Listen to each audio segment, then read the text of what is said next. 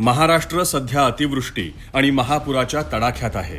गावं पाण्याखाली गेली, कुटुंब उद्ध्वस्त झालीत, लोक जीवनावश्यक गोष्टींसाठी धडपडतायत. या संकटात तुळजाभवानी मंदिर असो, शेगाव गजानन महाराज संस्थान किंवा सिद्धिविनायक यांच्याकडून निधी, अन्न आणि जीवनावश्यक वस्तू मदत म्हणून देण्यात आल्या. पण इतरांचं काय?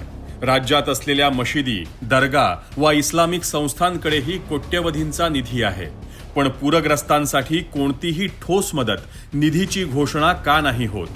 जरांगे आंदोलनात मशिदी खुल्या झाल्या, आंदोलकांच्या समर्थनार्थ फोटोसत्र झाली, पण आता ती माणुसकी कुठे गेली? मशिदी फक्त राजकीय संधीसाठी का उघडतात? असदुद्दीन ओवैसी, इम्तियाज जलील आता संवेदनशीलतेनं मदतीबाबत का बोलत नाही? एक ट्विट, एक पोस्ट, एक निधीची घोषणा, काहीच नाही. आय लव्ह मोहम्मदचे अजेंडे राबवले जातात, परंतु आय हेल्प महाराष्ट्र हा विचार का नाही दिसत? हा प्रश्न हिंदू मुस्लिमांचा नाही, धर्म कोणताही असो, पण संकट समोर असताना आपण काय दिलं?